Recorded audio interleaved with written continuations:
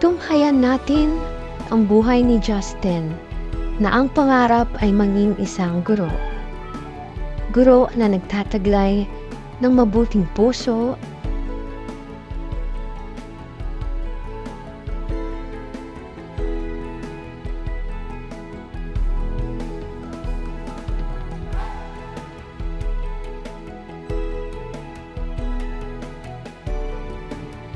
at kagandahan na asa.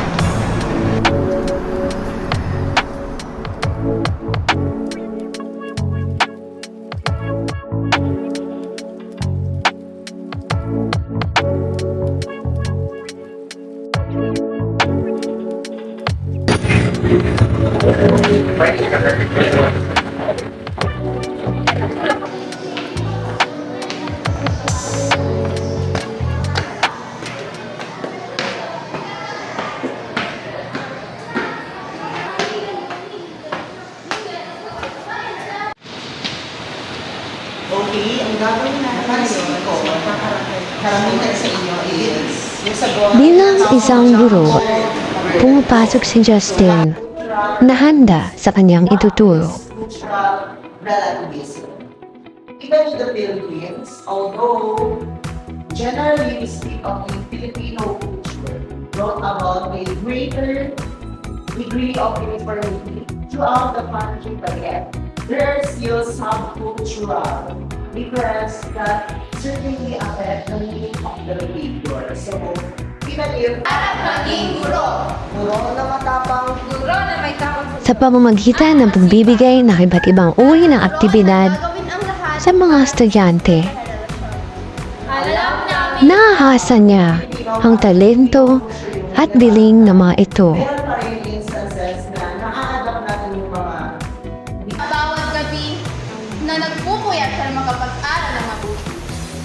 ilang kape na ubos para lang mabuhay ang sarili.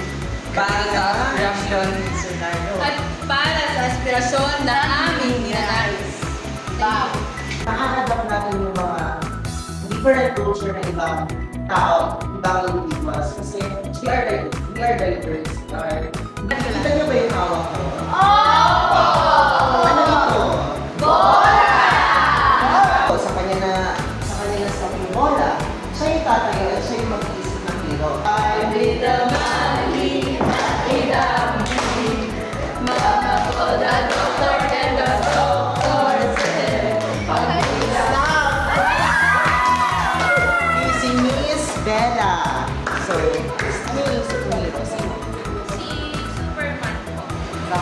Pearl Santos.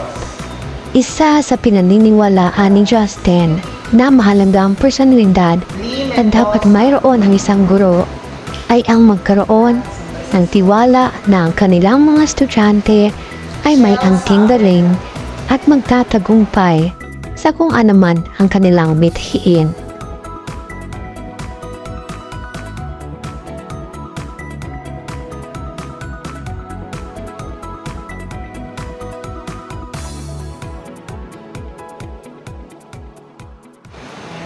Last, Ira Jimenez. Absent. Absent, sir. Absent.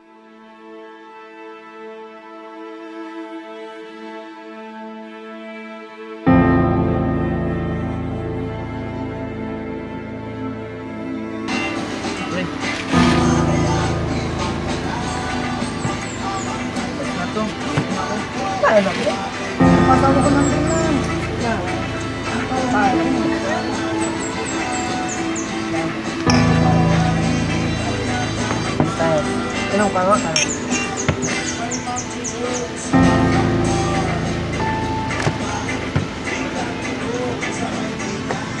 Okay, lasing.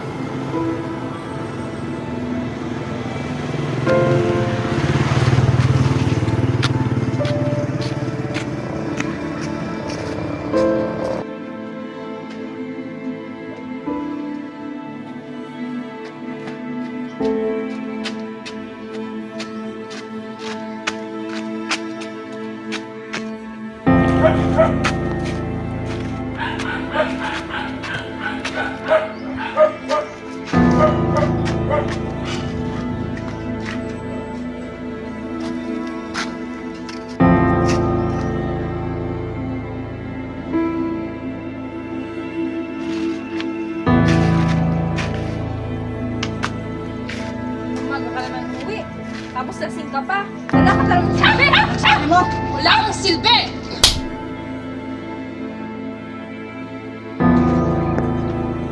Ma, ayos ka lang ba? Ba, lagi ka nang lasing. Tama na. Kulang pa yan.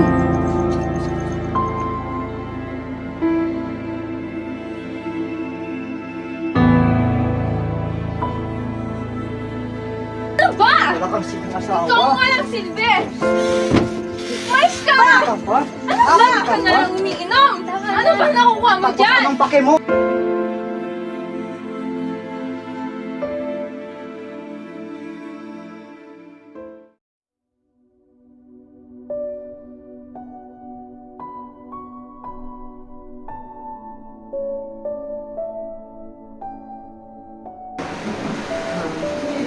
Nais ko lang malaman ano yung lagay mo. Ayos mo ng puso. Napansin ko kasi sa tuwing nandito ka sa loob ng silid-aralan nito, palagi kang matamlay. May problema ba? Silbi! Mais ka nga! Ano ba? Ka pa?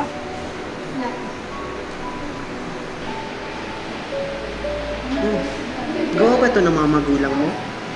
Ayos lang puso. Makikinig ako, anak.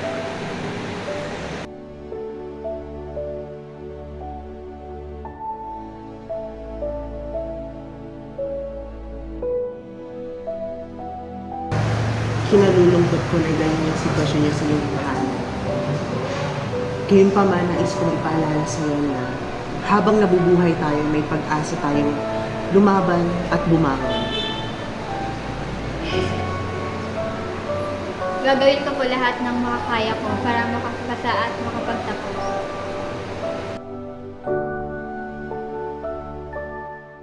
May mga childhood memories ba kayo na hindi nyo makakalimutan? Naniniwala si Justin na bilang isang guro, tayo dapat ay magsilbing pangalawang magulang ng mga estudyante. Sa buwan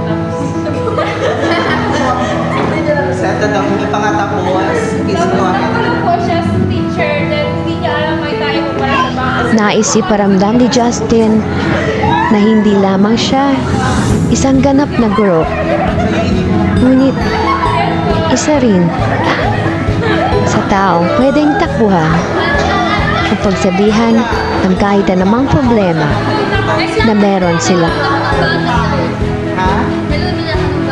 Nakakaya daw yun.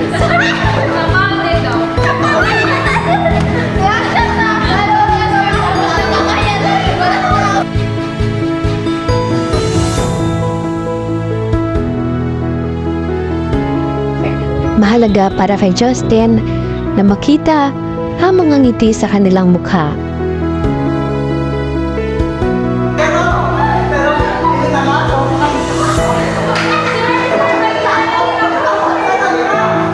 Nais niya na kahit papano ay maging masaya ang mga estudyante na pumasok sa paaralan. Hello, sir. One ka ba, sir? One? One? Bakit? Kasi ang sarap ng sigaw. Jose, sapatos ka ba? Sabi mo, bakit? Eh, bakit? Hindi ako makalakad pag wala ka.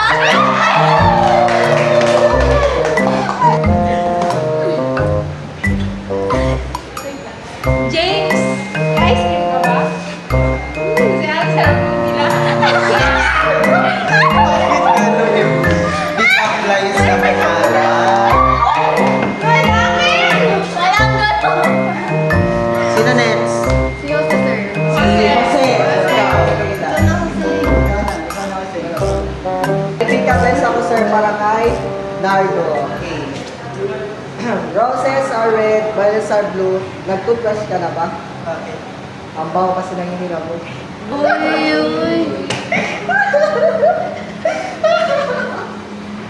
Okay.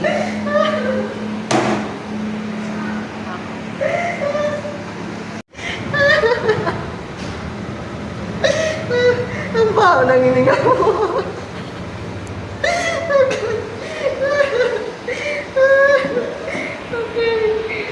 Pwede ka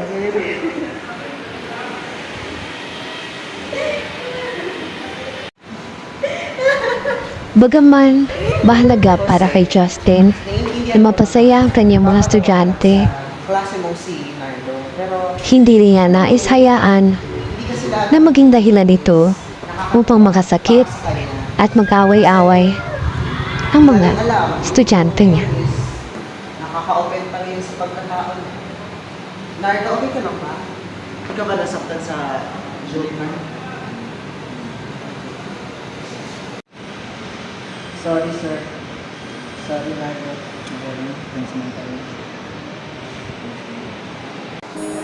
Which of the following best describes the concept of a family of procreation? A. The family into which an individual is born. B. The family an individual formed through marriage and having children. C. The extended family lineage. D. The family structure based on kinship ties. A, B, C, or D? Letter A, sir. Tama. Number 3, which of the following factors can influence the formation of a family of procreation? A. Cultural norms and values. B. Genetic.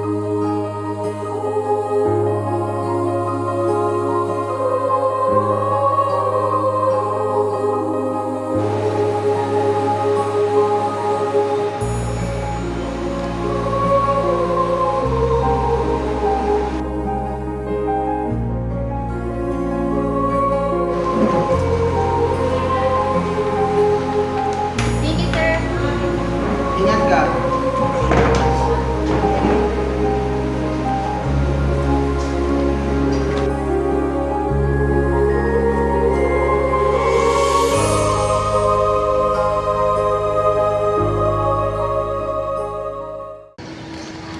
Yes, ma. Pauwi na ako galing trabaho. What?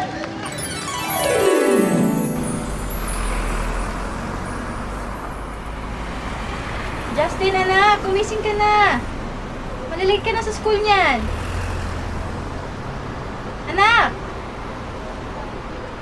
tong batang to?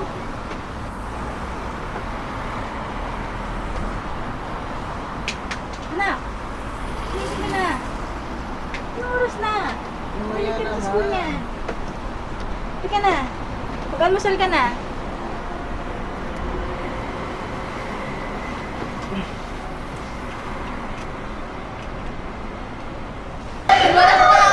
Nahulog ka sa balde. Sa ilog. So, yun yung hindi mo makakalimutan. Maraming tao daw yung doon, sir, kaya nakakaiya nung talaga. Okay, sino pa next? Si James! Pero, yun na nga, so,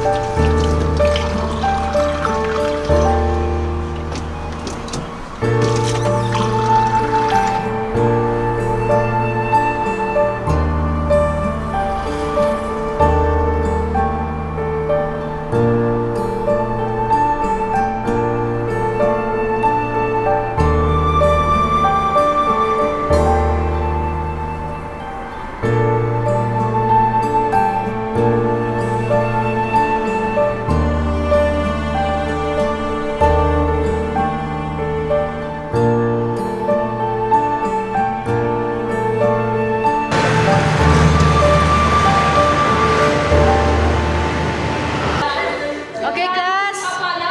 Okay, settle down. Okay.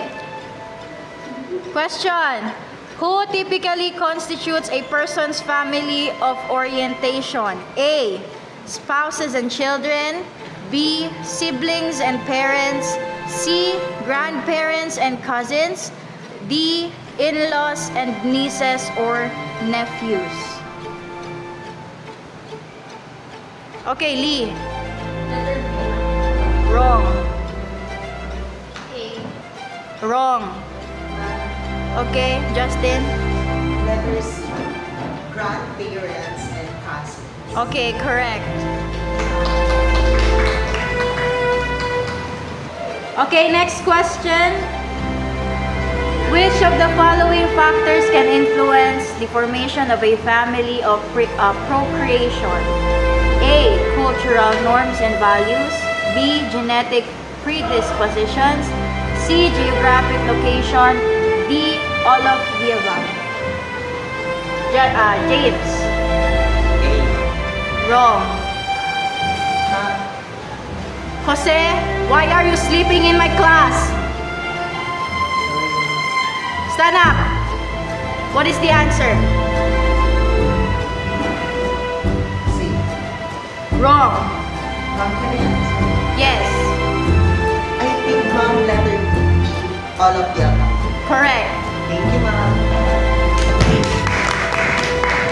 What is the legal union of two individuals? You two, why are you not listening? Nardo and Jose, stand up. Get out of my class.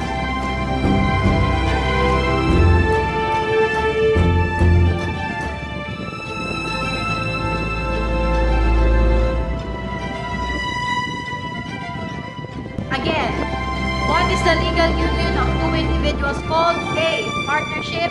B. Marriage. C. Cohabitation. D. Companionship. Raise your hands. Wrong. Ano?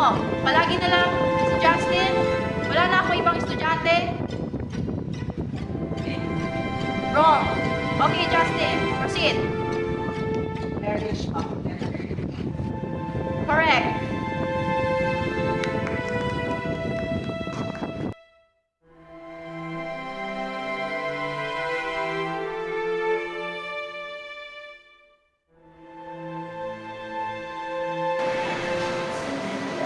Justin, please stand up.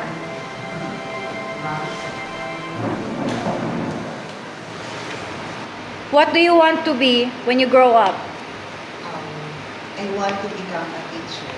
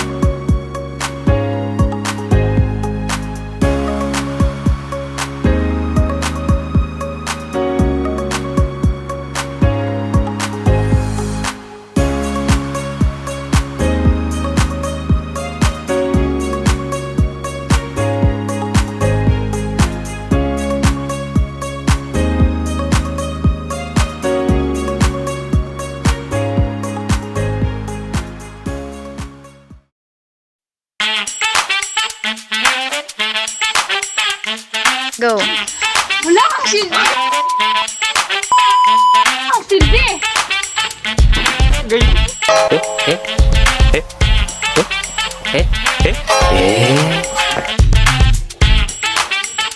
Sabi mo, wala kang silbi! Kulang pa yan. Hindi mo kayo tumawa. Morning, classmates! Good morning, teacher! We are the group 1. Kami ay magtutula ngayon. One, two, three, go! Kami ang isang estudyante na naging guro.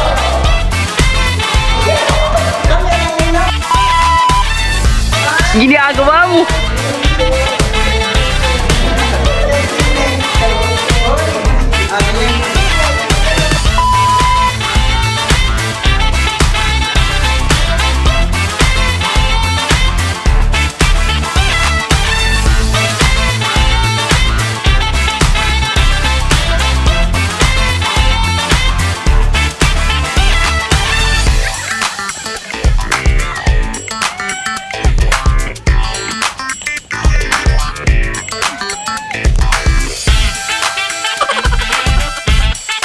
Nalulungkot ko na ganun ang sitwasyon na sinasarap. Diyan pa man,